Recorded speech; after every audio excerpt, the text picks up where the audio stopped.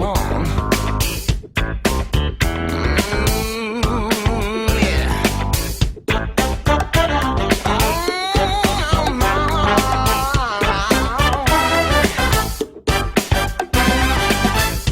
Hey, feel the rhythm. It's getting from the deepest of your soul. Now, use your senses, and everything will be easier than before. Keep on moving, funk is coming. Blind yourself, big. You'll become the star in this die. Spread your wings, fly to me. Funk is coming.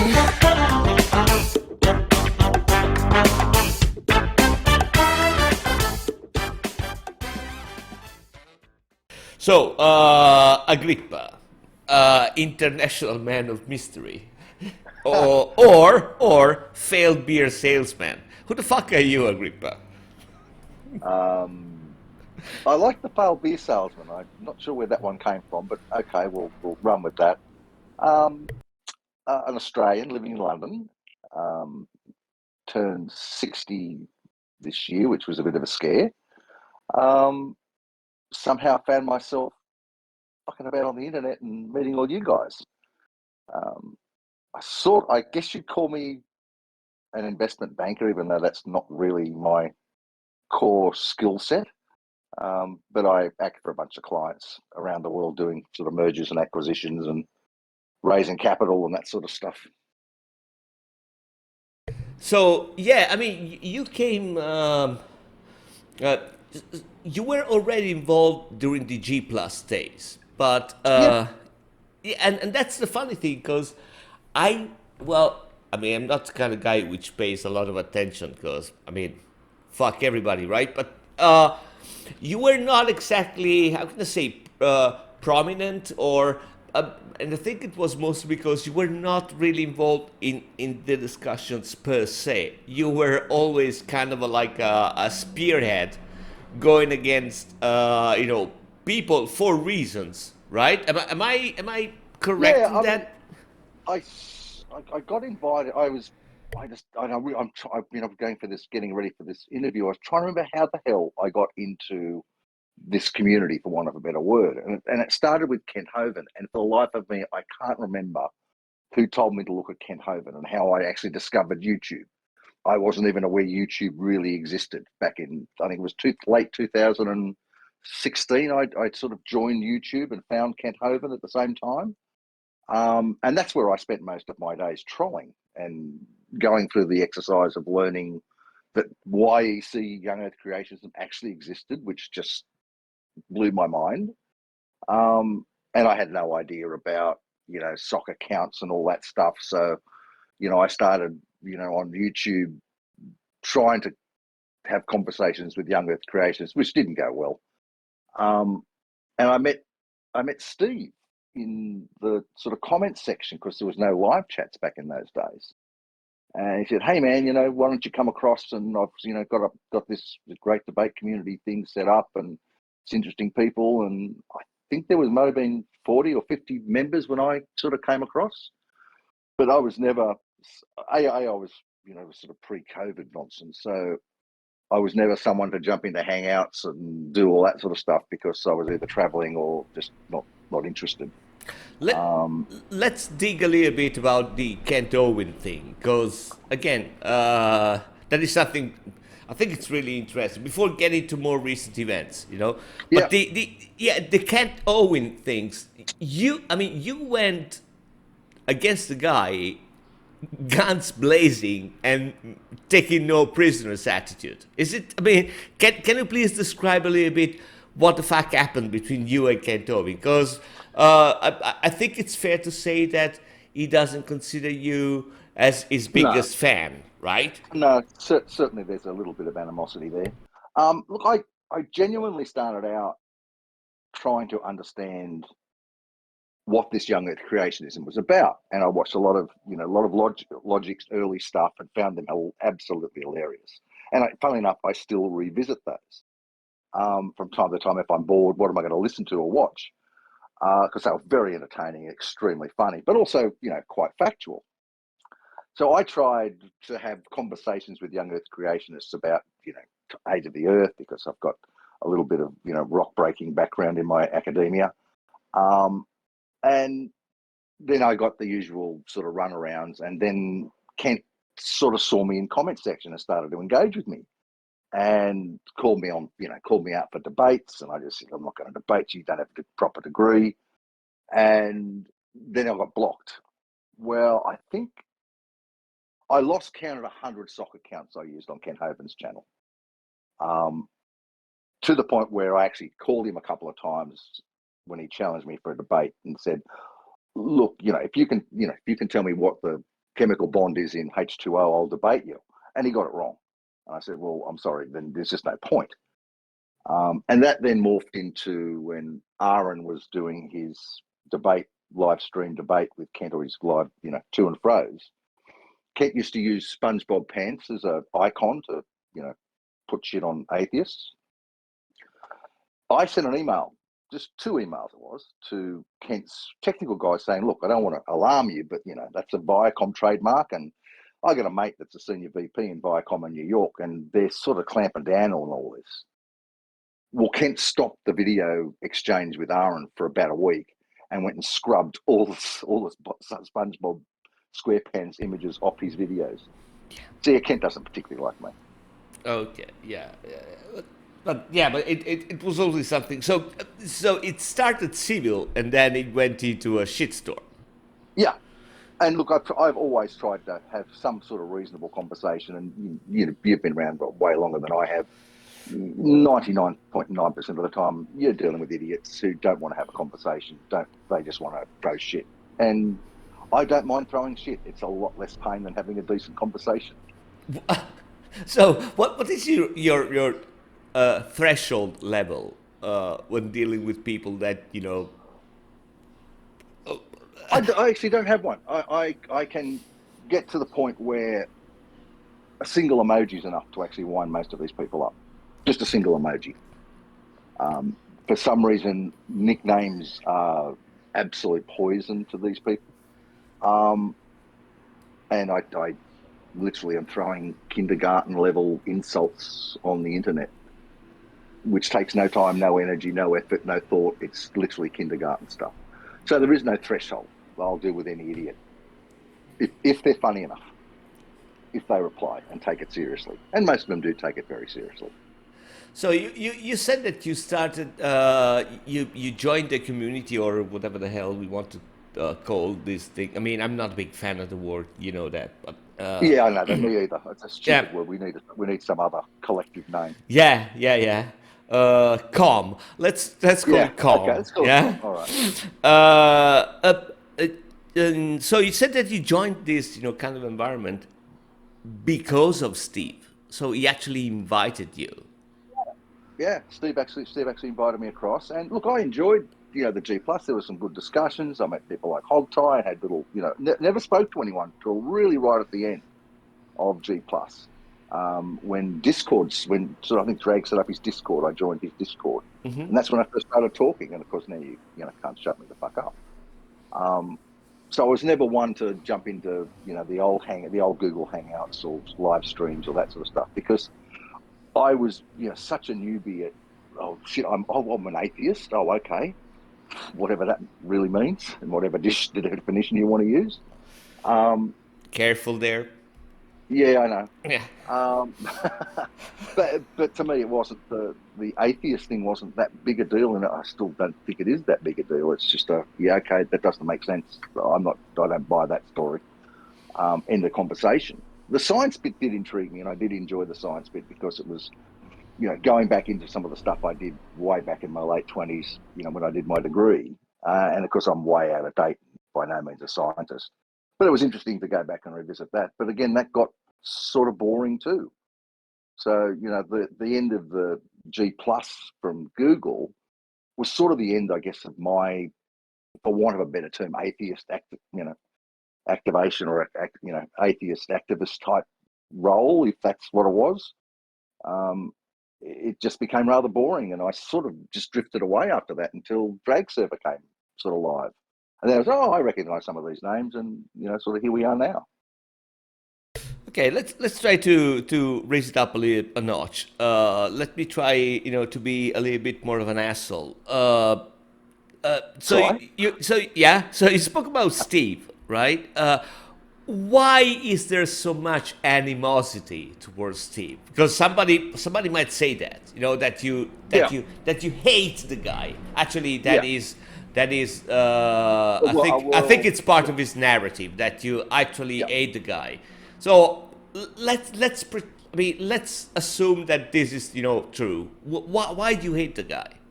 So this is the Agrippa on the couch session. Is that okay? Yes. Okay, you should include that. This is your turn on the couch. All right. Hate's such an emotive word. It's obviously the opposite of love, and I don't have that sort of emotional investment in people online. Yeah, of course. Simply because. Well, because you're not an idiot. That's why. So yeah. Yeah.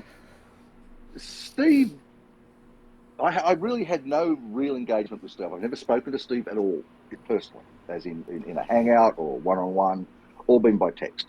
But I won't say triggered, but peaked when he was at the breakup of the NSS. Because quite honestly, before that, I think we're all in a situation where no one really gave a hell give a shit what Steve was doing. The NSS show, there was some stuff you'd watch, most you didn't. He wasn't part of the conversation in any way, shape or form. But the whole NSS breakup was just stupid. And Steve knew who I was and knew my background, knew my first name, didn't know my second name. I went to him in a DM and said, mate, you need to walk away from this. There's no money here. He spent it. This is going to be really a waste of time. You've got the high ground. Take that and leave and just start again. And his response was, what's climbed up? What's climbed up your ass? That's just fucked. I thought you were my friend, and sort of words like that. And I said, no, mate, I'm just giving you some advice from someone that knows how these games work out. You've got no agreement. There is no money. You're going to waste a bunch of time trying to do legals for no result over a channel that's not really that popular. That turned into, I snapped one day, and now all I do is, badmouth him. And when I found that out, I went, oh, okay, you want to play that game? Let's play. And of course, he was so easy to troll. And his followers were so easy to troll. It was wonderful. So, from your point of view, and again, I'm just trying to be impartial here. Even if so there was something that you said. That you basically got kind of breakdown with Steve with the NSS. There was some people which already had issues with Steve, before. Yeah. But obviously you were not involved in that, so you had no no recollection, but you were not invested in that. Look, I watched the last days of the NSS, and I watched Nate get kicked out and then drag leave. Mm-hmm. And to be honest, I didn't know. G+, you mean? Yeah, G+, I should say. Okay. I didn't know either of them at all. I didn't know anyone at all, really. I had a little chats with Jade and Fiona and Hog Tie a few times and a couple of others. But, I wasn't part of the sort of online discussion groups, so I wasn't known or anything. People sort of recognised me because, it's that guy, laughing at Hovind all the time. Mm-hmm. But that was about it. So, there was I had no basis, past indiscretions or past faults or anything like that. It was purely based on, he said some shit about Nate that was wrong, about him being Cole's lawyer. And then he turned into this amazing lolcow and just kept biting all the time. And it was just hilarious. And I discovered this is really fun. This is like even easier than trolling COVID. This is funnier. There's more response. It's more visceral and emotional. And that's when I started trolling Steve. So okay, two things. The first one, and again, I want to go back a second. You say, your statement is that Steve started to have issues with you when you gave him suggestions. Is that pretty much? Yeah, pretty much. Okay. Steve doesn't like hearing bad news. Okay. Yeah. Oh, yeah. Yeah. Yeah. So yeah. And the other thing that it seems to me that it comes up, from what you're saying, is that I mean, to you, this whole arena of people, talking, and some of them taking themselves a little bit too much seriously, I would add. It looks like it's kind of a relief valve for you. I mean, you go there and you just say, okay, fuck these guys, I'm gonna have fun with that. Yeah, to a degree, there's clearly something wrong with me. I find, I find it a lot of laughs um, in the downfall of people and the stupidity of people. But I think, like all of us, I just don't get to see this level of stupidity in real life. I just don't come across these sort of people. I think the internet is a wonderful place to discover different parts of society that you normally don't get to see. And this level of fuckery is just nothing I've ever seen before. So I'm intrigued with just how stupid they are, how emotional they get about this nonsense, but it's also hilarious. So yeah, it is an entertainment, a release valve to a degree. And of course, we had COVID, and it was just a godsend through the COVID stuff when we weren't, couldn't travel, we weren't doing face to face stuff. It was all Zoom. So yeah, it worked out well in a sense. So, okay, before going to the next question, just a quick one. Because you've described so far your experience as, having a lot of fun, basically. That was the gist of it. I mean, at least my understanding. Was there something, well, I don't want to say positive because, fun is positive. What is something constructive that you got out of this kind of environment? Something that, yeah, constructive. Yeah, I think is the right word. good question. I think more so on the debating young earth creationist side of things, or the engagement with those. It's given me a little bit more in my day-to-day life about seeking citations, seeking references, seeking supporting document, and I can actually say that has changed quite dramatically. Normally, I base it on seen this stuff before, I know what's going on here. Yeah, this looks okay. I'll wing this one. It's fine. I'm asking for more information if I'm sitting at a board meeting or looking at a information memorandum or something like that. I'll delve a little bit deeper. So my questioning skills have improved and become a little bit more evidence-based than perhaps they were in the past. And I've met some fantastic people on the internet. I've met some, what I call real friends on the internet that surprised me. And, they're all over the world, and you being one of them. It's fantastic for that. That are like-minded, as stupid as I am most of the time, that don't take life that seriously, but are interesting people to have a conversation with. Okay, I think it's time to talk about the elephant in the room, which is the NSS. So I have two questions for you. The first one is, what triggered you about the NSS? Because at a certain point you just went mental. I would say in a good way, but no, yeah. actually not in a good way. That was the early days of. Oh yeah. It's when you snap and you become crazy guy. Yeah.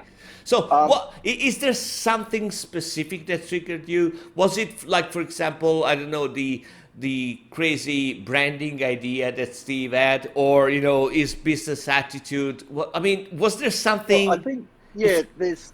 If we break this into a couple of parts, so let's talk the old NSS. Why I got involved in that quite heavily, even at a court, in the court documents, and then talk about the new NSS and the stupidity of that. So in the old NSS, Kyle didn't turn up, and it was all just nonsense. And then Nate said, "Hey, listen, Kyle needs some help. He's got to comply. He wants to comply. He needs to put some finances together. Can you help?" I didn't know Kyle at all. I think, again, never spoken to the guy. We had one exchange on Twitter, something about gun laws in New Zealand, where we had a bit of a squabble. But that was about it. That was my conversations and connections with Kyle.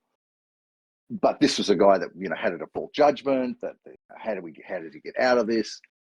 And to be honest, it was more of an intellectual exercise than I'm going to help Kyle. I didn't care I care what happens to Kyle. He's an idiot. But trying to turn a sow's ear into a purse seemed like a nice challenge. So I, put that document together, put a strategy together, which would get Kyle to the table to negotiate his copyright, inflate the invoices to a point where they'd be shocked, but justifiably shocked. And I think it turned out in the end, that's sort of the game that was played. Steve's got no cash coming in. He got the channel and he got the copyright assigned, and Kyle walked. Kyle got all the cash. Kyle walked, left the broken channel behind him. So, that's why I think I got involved. It wasn't really to hate Steve or go at Steve. It was more the intellectual challenge of, I've got, 6 days to turn something into the court that could possibly turn this around to a negotiation. And that was interesting to me. So, okay, there's one thing I want to point out, because this is something really interesting, and it's the fact that at a certain point you described Carl as an idiot. So the narrative that Steve had at a certain point, and let me tell you, it wasn't wrong in some aspects, was that, there were people which were siding with Kyle. And there were some people which were actually siding with Kyle because they didn't want to side with Steve. But it's also true that there were a lot of people that they actually considered, and I'll put you in that category, they were considering both Kyle and Steve on the same level. Yeah, look, my position with that whole first NSS thing is I think Kyle had every right to end the partnership. Clearly what Steve was doing, with the main guests like Aaron, who was their biggest, and still is their biggest view grabber. Right. To burn your biggest revenue sources is just stupidity. How Kyle went about it is the issue I have. You just don't do it that way. But to a point, the gang up with Reds and Ruhip and all those people, on live streams and the bull thing and all that was just nonsense. There was no way Steve wanted to negotiate anything, because he would have been out in his ass. Or dramatically reduced. Steve doesn't want to negotiate. He doesn't want to work. So I think, my position is I didn't have any affiliation to Kyle. It was a intellectual exercise for me, which was a bit fun. Because as soon as I sent the final documents to Kyle for him to file, that was the last time we actually spoke. Never heard from him again. So it wasn't actually siding with Kyle. I think that the thing was that the two stupid persons, but the first one which made the biggest stupid thing was Steve. So you just went towards that. Yeah. But because it's also fair to say that during the development of the whole situation, I mean, Kyle really did shit the bed, right? Because bloody hell. Oh, horribly. Yeah. Even just agreeing to attend some sort of hangout with 3 other idiots being, why are you doing that? Yeah. Why are they doing this in public? Because Steve wants it in public. And it's interesting to watch now. Steve doesn't want it in public. When it's like, it's just idiots, and that's the funny part of it. My little play, Chess is using the strategy I used for Kyle in their little beef with Steve now. And when I looked at the numbers, and talked it through, and you were part of that, conversations as I sort of presented the numbers. Mm-hmm. I mean, this was a channel that wasn't doing that well, the old NSS. I mean, 35 shows a month to make $4,600 net. Ridiculous. Just be, we have to be respectful because a channel died. Let's all remember that every time. So there is that. Look, I don't think that maybe Kyle could have turned it around into something different. He was pushing the, sort of more the SJW gay, more different, interesting topics outside of the flat Earth and the young Earth creationism type discussions. But come on, these aren't smart guys. Really. Is there something that you can tell which is not which is not publicly known about your, involvement with the NSS, either in the first or in the second phase? Is there something that is not really known that you can say right now? Something which happened behind the curtains, or stuff like that. There are no NDAs in this situation. No, I'm just trying to think. I'm not only what you've seen me do on Twitter is the only involvement I had in the second non sequitur stuff. In the first one, look, the conversations were all about getting Kyle to give me the raw data so I could actually build him a simple profit and loss.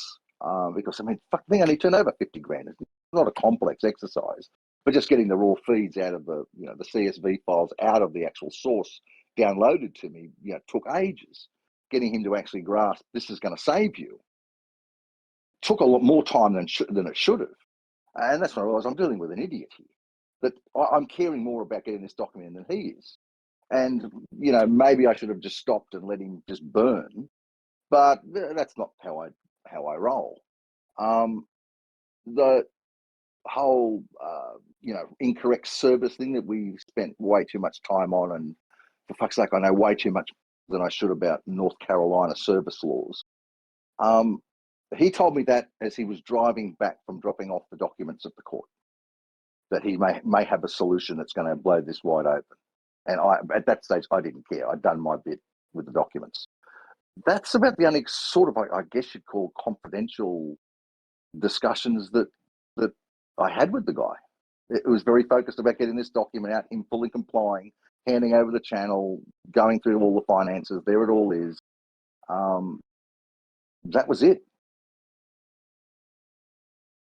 Well, do you think that something happened to Kyle up to a certain point? Because, I remember during this whole, debacle that... So at the beginning, he was keeping kind of a low profile, and it seemed to a lot of people that he was going to win by default. And I'm not referring to to the judgment default. I'm referring to the match. Yep. Right? Just by shutting the fuck up. I mean, Steve was making such a good job of burying himself that would just say, okay, any normal person would just sit back, relax, enjoy the ride. But then he just snapped. He started doing some really, really, really stupid things. So, do you think that something happened to the guy? Was it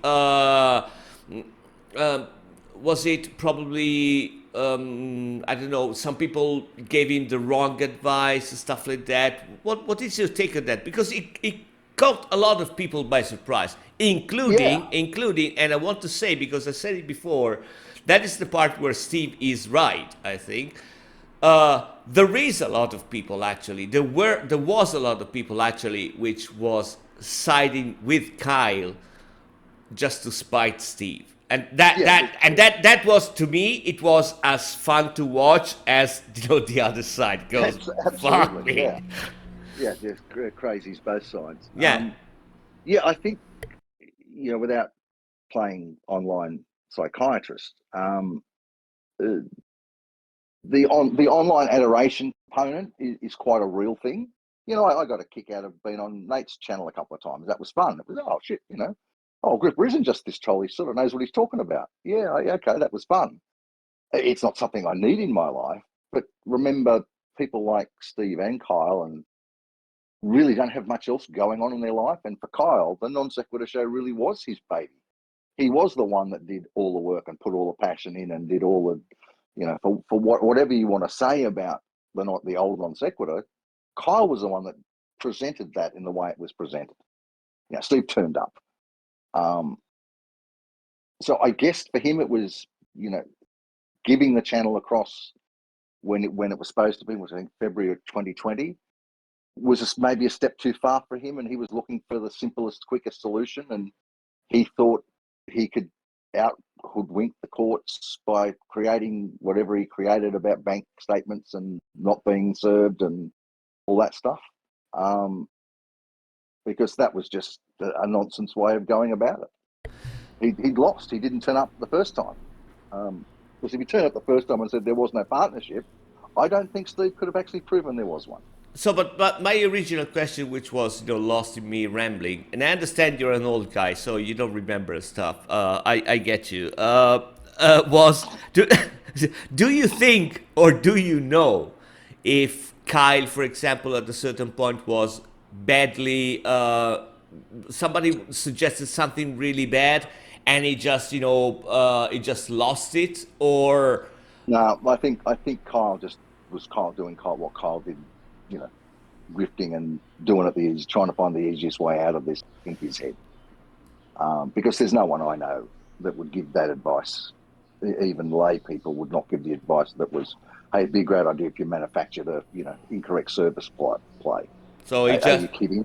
he just didn't have the stamina and the the reason why he behaved really bad at the beginning just popped up. Yeah, I mean, it was literally the other side of the coin of Steve at that point, yeah. I right? mean, look, whatever substance abuse stories we've heard and all that sort of stuff. I'm not going to speculate on that, but clearly Kyle's not someone that could understand the strategies of, hey, this is dead now, mate. You've got to move on. He didn't want to do that. Steve didn't care about the channel. It started off about his daughter, and then it was getting the money back for the fans, and then getting the channel. Then it became justice. These two idiots weren't fighting over the channel or the business. They were fighting each other over who was going to win the internet. And that was, Kyle coming back onto an idiot Unirock's channel and did live streams and was his Discord flapping his gums. There's no one I know that would give advice for him to do that. And now it's also official, by Steve Words that channel was worth nothing, right? Yeah, So they basically, yeah. I mean, it was worth nothing even when it was running. The amount of effort and time required, and the lack of cash flow for the amount of effort just didn't make it viable. Who's going to do a show a day? That's just ridiculous amount of work. well, I gotta give to Steve. I mean, I mean, in his position, let's forget a little bit for a second how he behaved during the old, debacle. But in his position, it is hard to actually critique the guy. He basically had his shoulders covered, So, I mean, Well, yeah, I can't really blame the guy. Okay, it's a stupid thing to bring in a court, but you're doing that at zero cost. So fuck yeah. it. Why not? Yeah, why Yeah. not? I mean, if you've got another idiot funding it, then sure. And that the other idiot, Rubik, was also sort of balls deep in the whole thing. And he was quoting. Remember, Nate and I did a hangout with him. Did a show with him. Oh, he was quoting statutes and shit. I'm going, bloody hell, this guy's so engaged with this to the minutiae of this sort of case. It's like, really? You're funding this and you're deep into this? Again, Steve got someone else to do all the work and pay for it. Well done, Steve. Yeah, no, I agree with you. That was something that he did good. I mean, somebody covered for all the things, and again, not really a bad thing, to have. Yeah, but look, it gave us entertainment through the whole COVID thing. How many laughs did we have at the next thing and trying to predict what was going on, and then Ruhif's wife comes in out of left field and Oh smashes yeah, back. yeah, yeah, yeah. I No, mean, come on. no, that was epic. That was epic. Yeah, I think you, Sock, and I had a conversation once about let's write this. Let's do a screenplay or a TV series based on this, and we all went, no studio's going to buy this. Say this is just total fantasy. This is not close to reality at all. You don't need to change any of the script. It's just so bizarre. Was it the period, the time where you stopped making predictions because it was Yeah, I impossible? just gave up. Yeah, I just gave up. So I can't pull this anymore. Okay, man. Listen, I don't want to waste too much of your time, so let's switch to the three questions that you sent me. So those are the three questions that you want me Yep. to ask you. And I tried my best, to not to overlap the conversation. Some of them are, but Yeah, we'll it's see. hard not to, isn't it? We'll see how it goes. But yeah, but maybe we'll get some more specific answers for those. So the first question is, why do you appear to enjoy trolling idiots on Twitter so much? Yeah, Twitter is something that we haven't touched. So yeah. Yeah, I mean the Twitter stuff is wonderful because it's short, it's punchy, it's not an engagement really with anyone.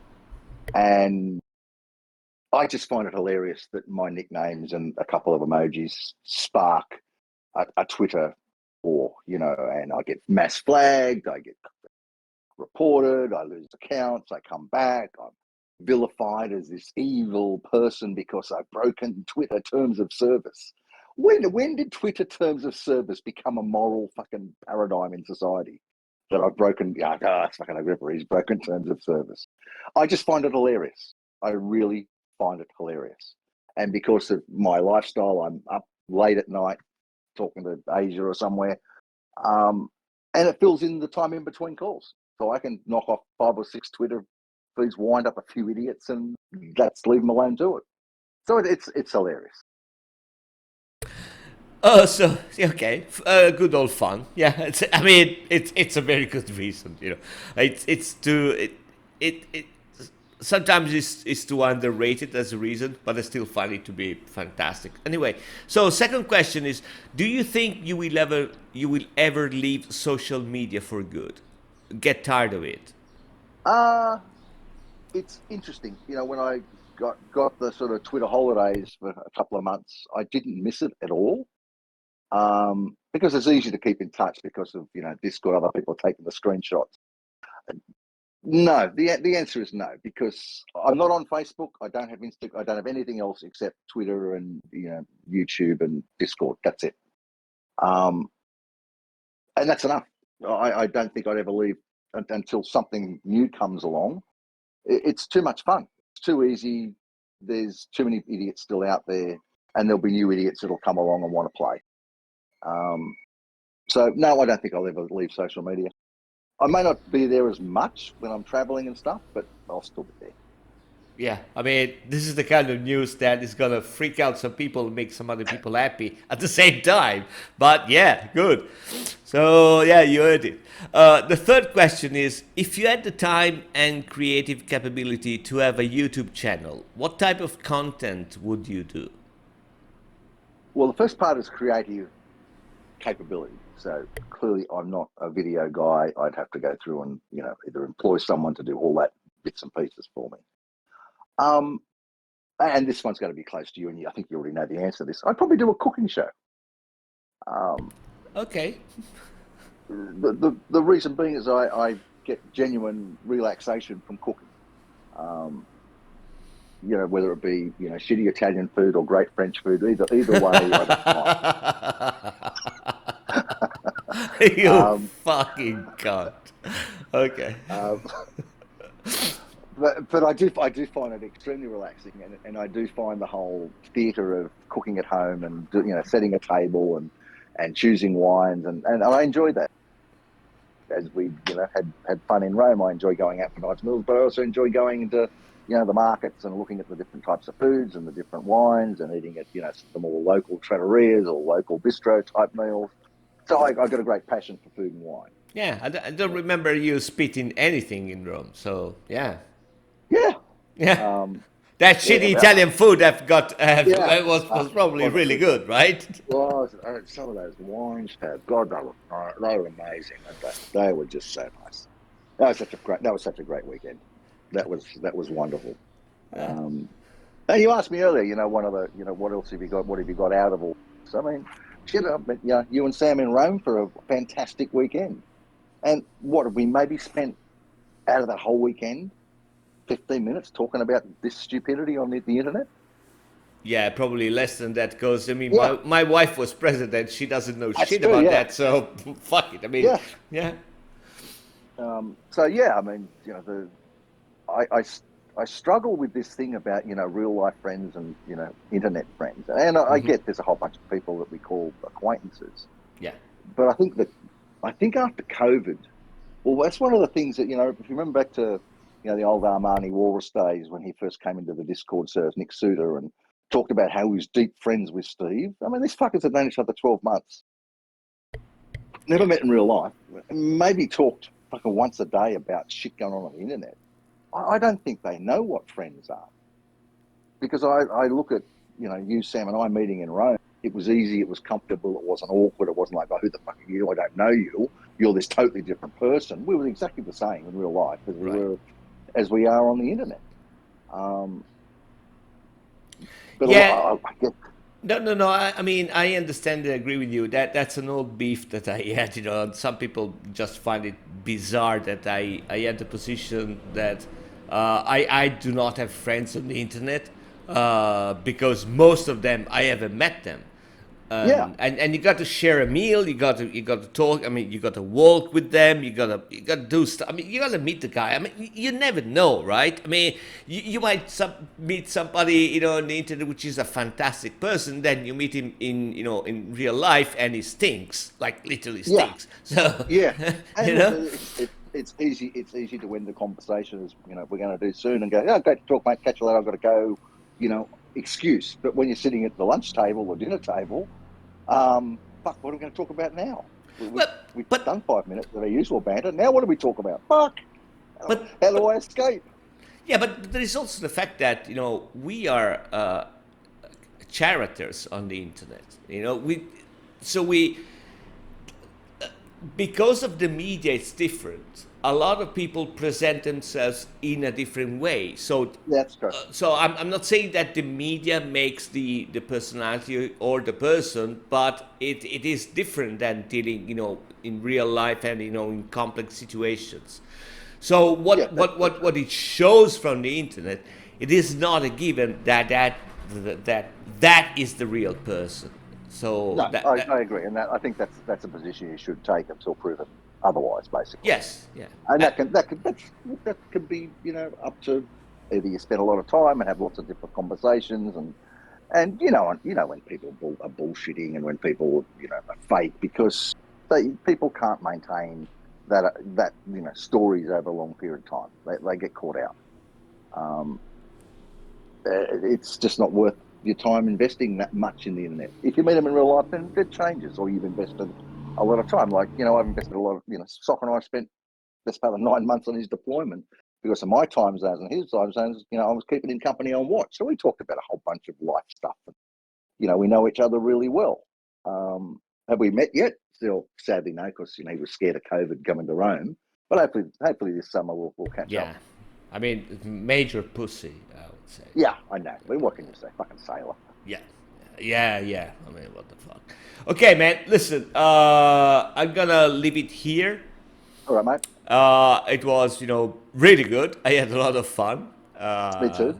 And yeah, I mean, I guess this is another one of those videos that will preclude me from speaking with some other persons. Because it has happened, you know that, right? I know it's happened. Yeah. Well, I was supposed to talk with Steve, and everything was okay. He also gave me his 3 questions, and that was up until I think last Friday. And then I put online, first I put online the Holy Speckle video, and then I put online the Nate video, and I think that was the straw which broke the camel's back, because I got kicked from his Discord, and he just sent me an email, said, I don't want to do that because I don't want to be in a channel which is, he doesn't want to be associated with, shitlords like that. Yeah, I mean, evil people, the devil, or stuff like that. I mean, really, I mean, Hitler and Putin combined together. I don't know. There was something like that. So it was basically guilt by association. So I said, okay. I mean, I'm asking people to join. I'm not forcing people to join. No, of course not. It's look, that's he's got a world of pain in his own life to deal with. Hey, listen, and that's one of the things I don't understand with the people that actually genuinely hate Steve. There's no need to. His life is retribution for any shitty thing he may have done that may have affected you as a person. His life is punishment enough for Steve. Okay, so brother. We're done. Take care, man. Cheers. Cheers, buddy.